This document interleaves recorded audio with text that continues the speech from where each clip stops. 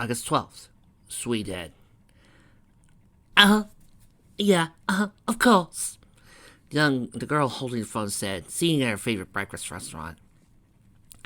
It helped that her parents owned the place, after all, so it was practically a second kitchen for her. At the moment, she was drinking a mimosa. Her parents were okay with her drinking alcohol so long as she was careful. And eating at breakfast, the parents specially by the head chef. Yeah, I know. She gave the waiter a look of disdain, though said person didn't notice. They always hired cute girls to be waiters here, and it hurt her to no end. Her parents had her, after all.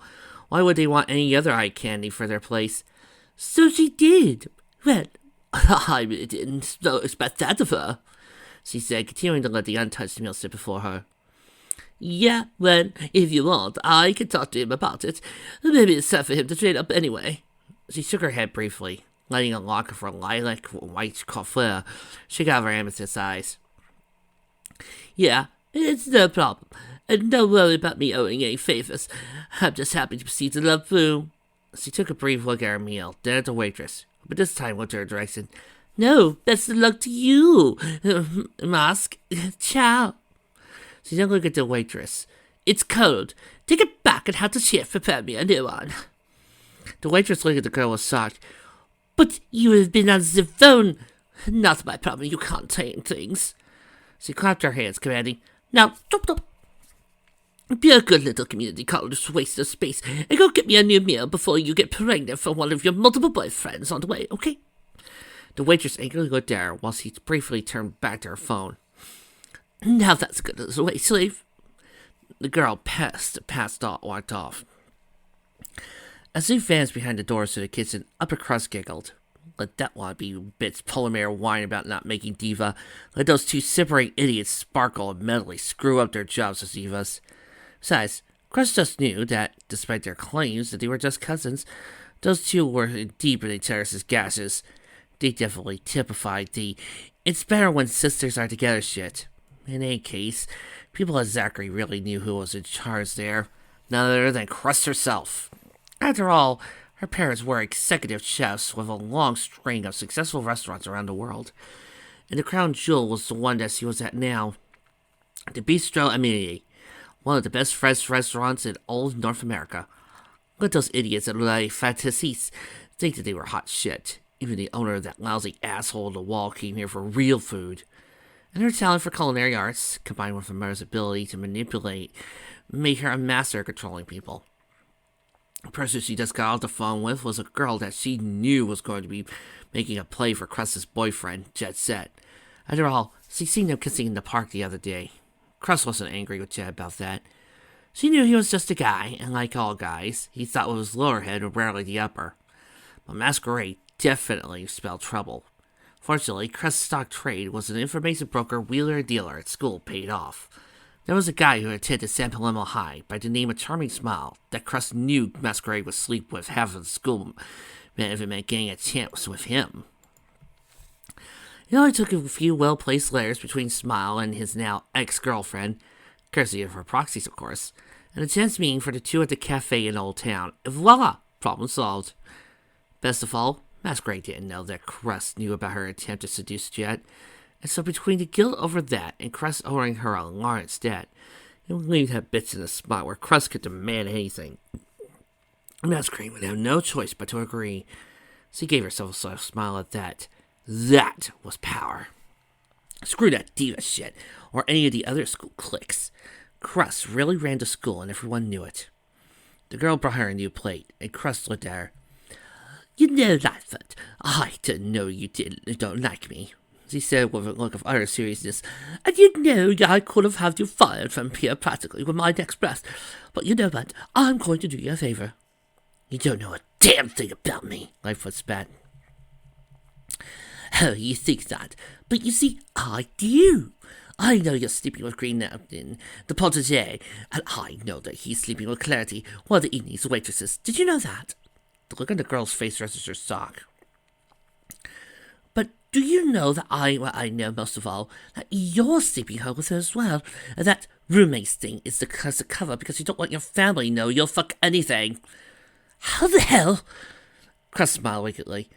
I'm a girl that pays attention to things. You're a bimbo that comes to work too long on occasion and talks too much. The look on Lightfoot's face was red with rage, and Crust knew she had her right where she wanted her. But, like I said, I'm here to do you a favor. All three of you really like each other, and I mean really like each other. She reached down and produced a bag. In this is $4,000, 2 bottles of our best wine, and a recommendation for the head waitress position at the Old Stable, whose owner is an old friend of my family. All you have to do is quit, right now. This second, this is all yours. What? Did I stutter? Quit, this is all yours. And what do you get out of this? Crust smiled. Well, I get the knowledge that you'll stop hitting on my daddy, because you're such a whore that you're willing to accept anything between your legs, so long as you get what you want. And I get to make sure my parents' marriage stays happy. My father loves us, but I know he has wandering eye. Not his fault, just how men are. She leaned forward and whispered, but most of all, because when you're old and grey, and you look at your sagging tits, or your failure of life, you'll know that you were bettered by a girl still in high school. She then leaned back in her chair and said, I'm going to eat breakfast now. My offer is only good while I'm eating. If you're not gone by then, well, then I rescind my offer and let my mother deal with you. And trust me, you won't be the only one to lose your job. I like being efficient. My father's the vindictive one.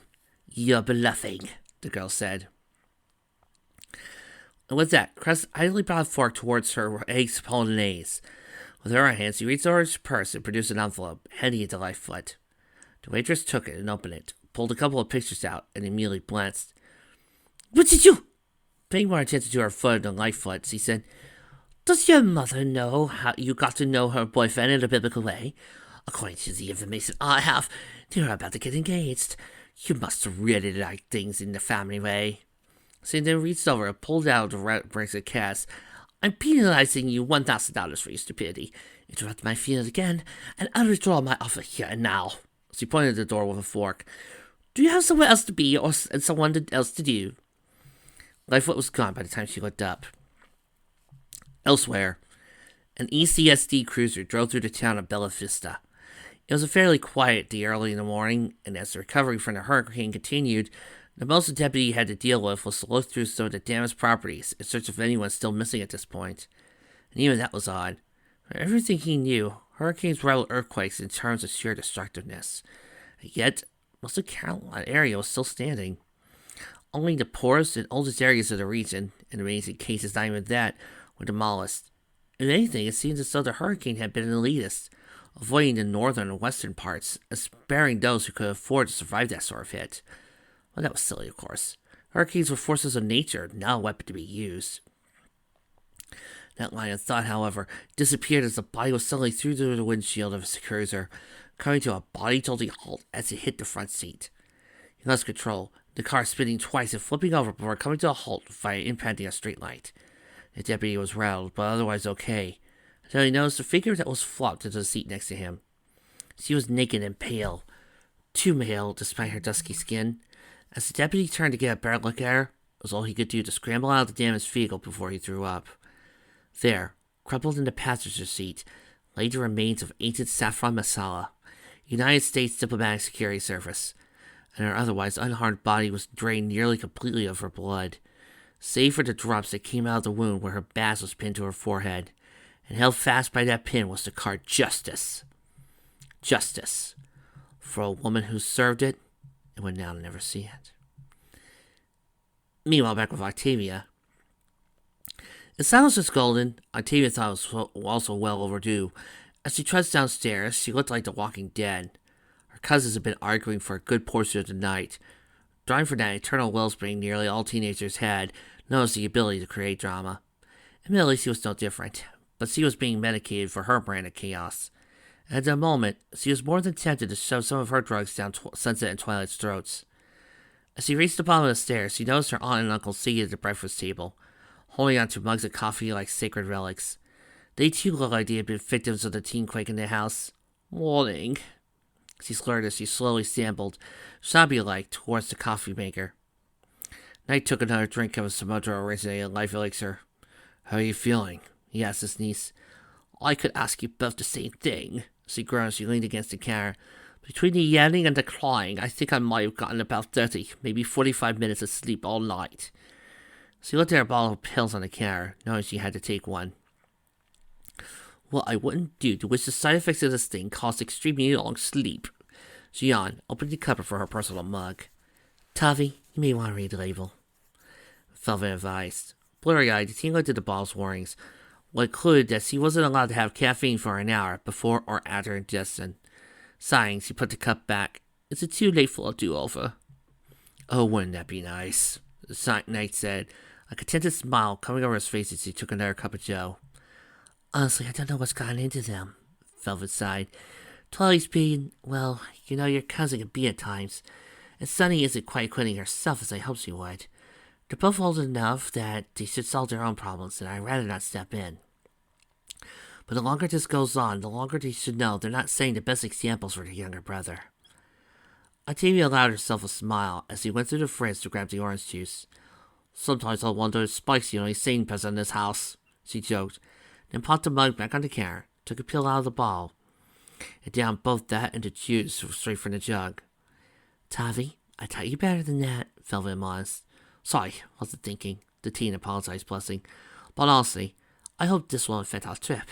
Really, don't want to deal with the whole being the non-stop peacekeeper around here. I have my own problems after all. Will you be okay to make the trip? I have to be, Octavia said in a sad tone.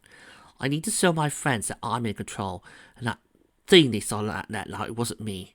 That Medley can't take over my life, and I'm in charge. Plus, my cousins need me right now.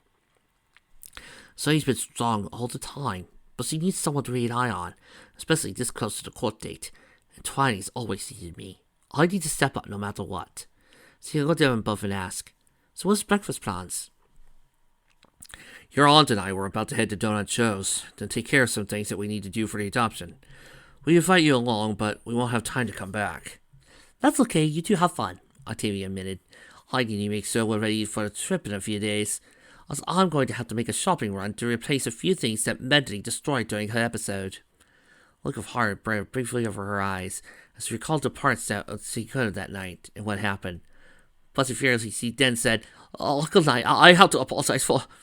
He went over and hugged her. You don't have to apologize. You were in control, and I know that. Denise, I know, would never be that kind of person. And even if the worst came to you, your friends were there to make sure nothing went wrong. Octavia looked forlorn. I know, but I could have...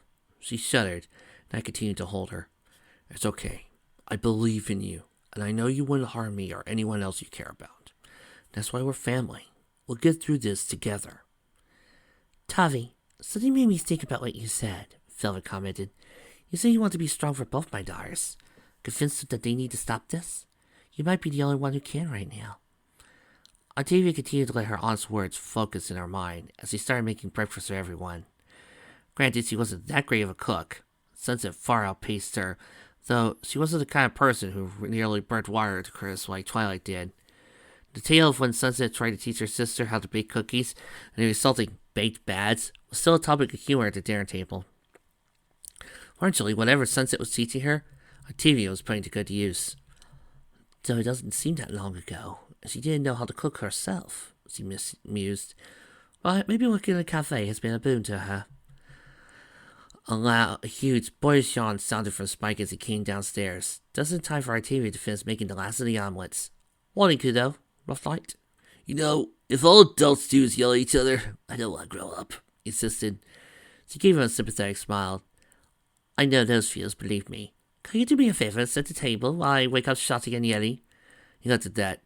You sure you want to deal with round two? Yeah, I'm pretty sure. Remember, I'm insisting, so as loud as they want to be, I still have more volume to spare. Besides, the girls and I need to do a lot of stuff still before our trip. We can't do that if they're yelling at each other. He nodded his agreement and went upstairs, sealing herself for the worst, namely Twilight's room. The moment she nodded, Twilight opened the door and pulled Octavia in, hugging her with gusto. Tavi! The younger teal queen. Oh God, I'm glad you're okay. I won't be if you keep crossing my ribs, Octavia laughed. Anyway, I just made breakfast, so get dressed.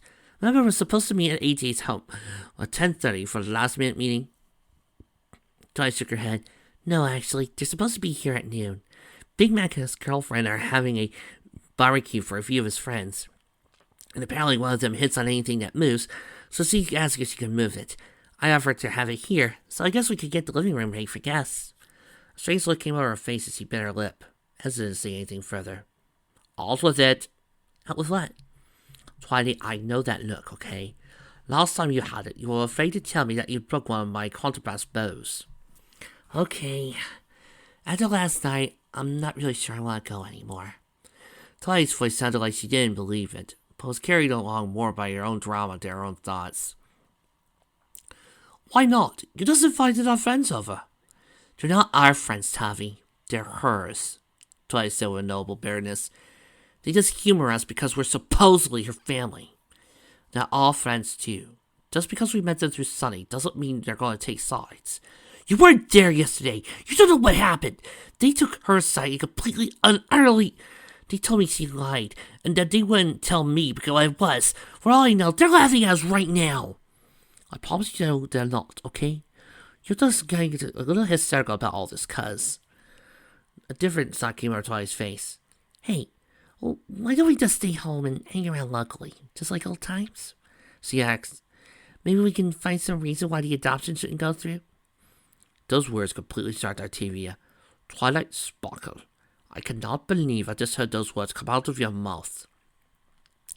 She is your sister and she loves you.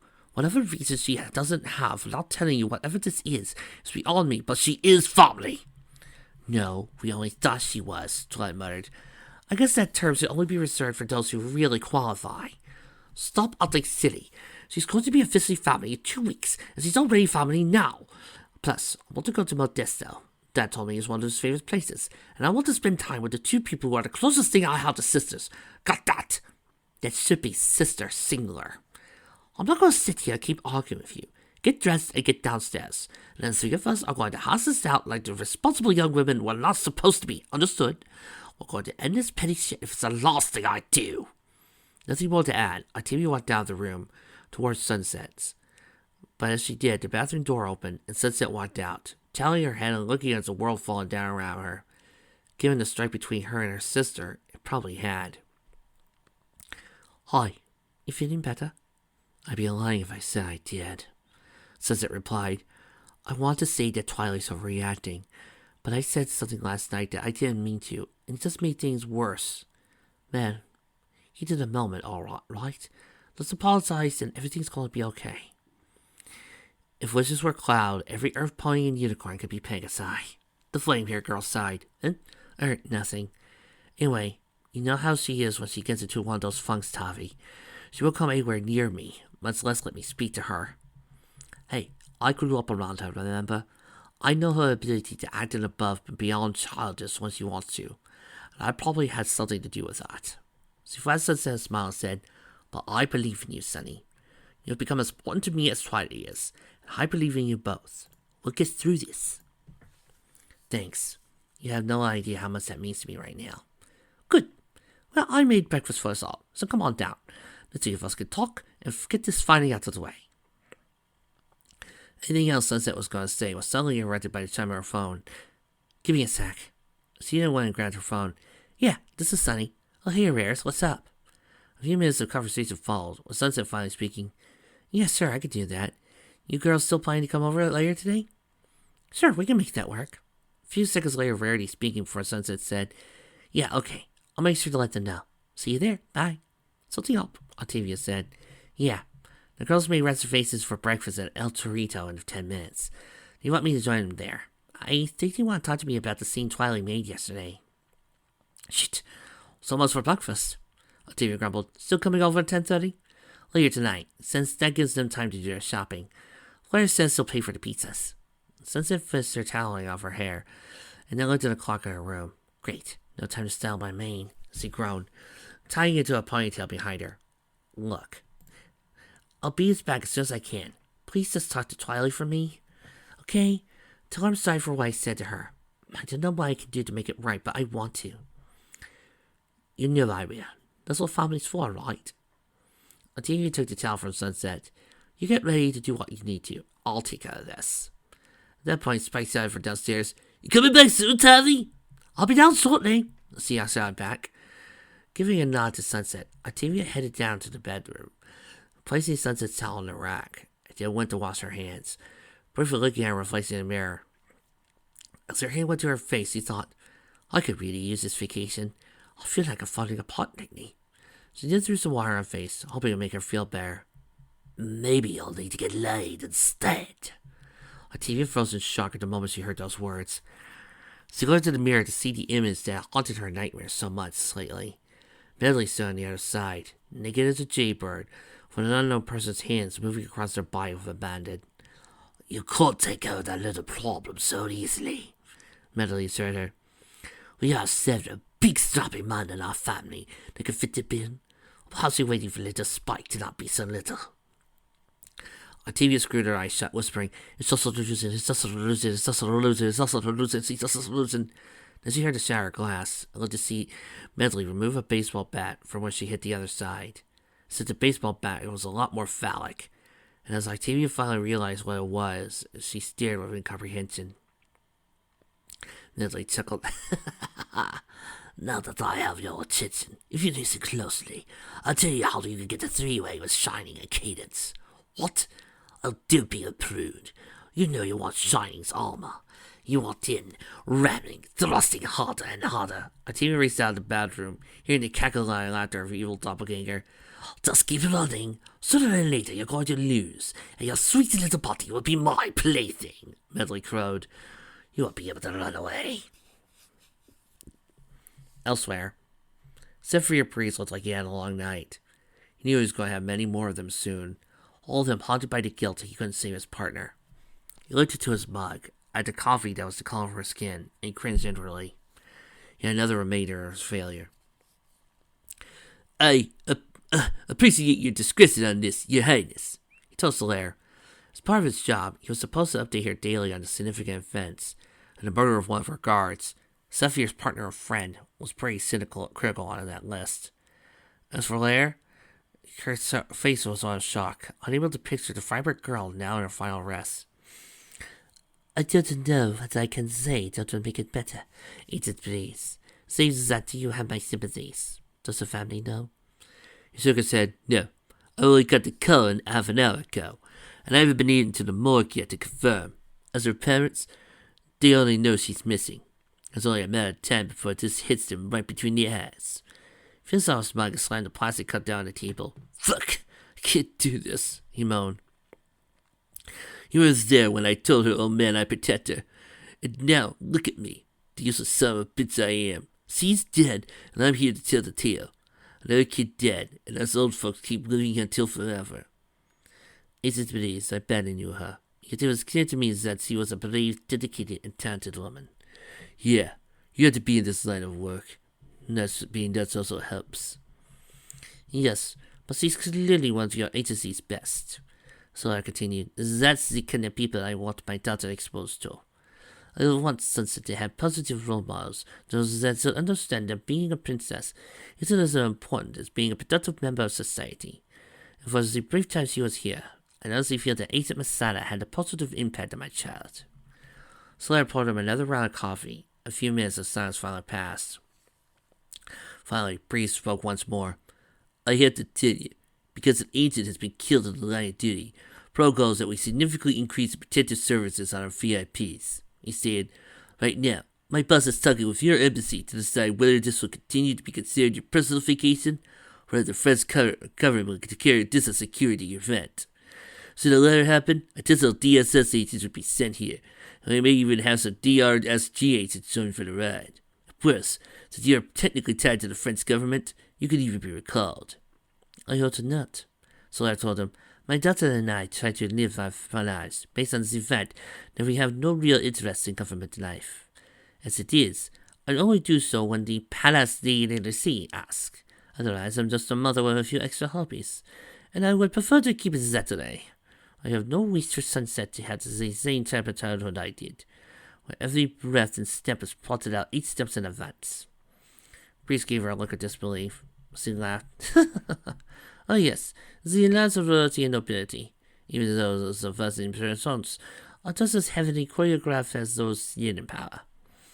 One of my greatest joys was the chance to study abroad here in Catalan, because it allowed me to understand freedom at the same level as the everyday person. And even though I don't have that same lack of restrictions now, I never forgot the years. I was meeting Mrs. de Celestia rather than Princess Solaire Balaise Palais Toilette de Martinique de Celestia at the House of Bonaparte. So even though it was already my favorite wish that Sunset grew up with a normal life, I owe it to the memory of my husband to ensure that she does.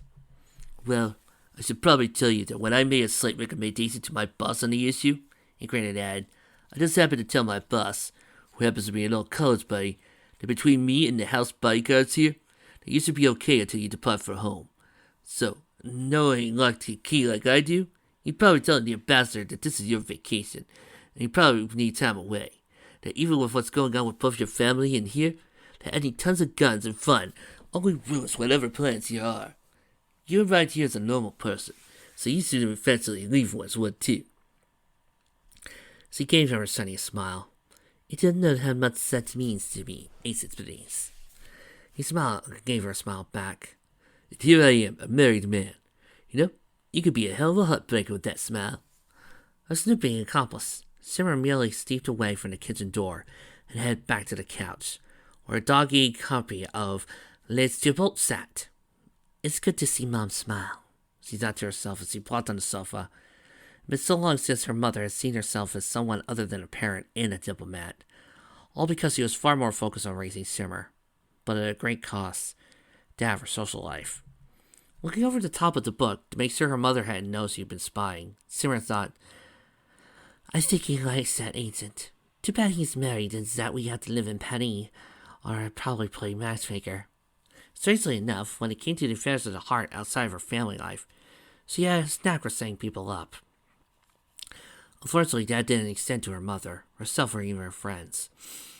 Taking about a second, she grabbed her phone off the coffee table and quickly tapped out an email to her friends, letting them know that even though she had only been here a couple of weeks, she missed them greatly.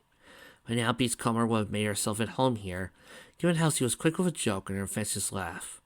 Night Lily would have loved the evening views from around the area, probably insisted on going to the movies and other nightlife around town. Precious, the intellectual in the group, would have probably been wowed by the museums in town. ECMAH wasn't the only one, and while not at the level of Paris or some of the other cities in California, there were enough of these places of note to keep someone of that streak entertained. Given that Princess tended to be a hanger-on at the many of the Parisian museums, she would have been thrilled to see something new. She flipped over to the gallery and the last picture the group took, the day before Simmer's departure. They were all at the Eiffel Tower, huddling together for the shot. Her best friends, absolutely vital to her life, and she couldn't imagine a time without them. Of course, there was a time, after all, before Paris. She lived here and had friends who could no longer be remembered her. As it was, she could scarcely remember them. Compass Flower or something like that. And that was the other one. Minuet. You said something along those lines. I do recall she was black. And Celine Sobre, I barely remember her. And now that I think about it, I'm not sure I get along with her anyway. Barbara thought about seeking them out, rekindling friendships, but the chances of that were minimal. After all, she could barely recall them. It wasn't as though they had a daily reminder of her in their lives. She barely set down the phone when it chimed, the sound of an email from one of her friends. It was a message from Beachcomber, saying they were going nuts without the fourth member of their quartet. Senator silently giggled that it would be Beachcomber who named the Flawless Four. Well, technically, les quartet parfait. She added that they hoped they wouldn't forget about them, and they'd be waiting for her at the airport when she arrived. She felt a warm pulse flow through her. Knowing it was good to have something to come back to. She barely set down the phone when her mother plopped up the empty spot next to her. Sophia saw himself out, Solar explained. As you could guess, he and I spoke. Simmer put down the book. So, you're on a first-name basis with him now? She asked with an annoying grin. Soler ignored that and continued. And I'd agreed that we would stay put until Monday, when your aunt and uncle returned from the trip.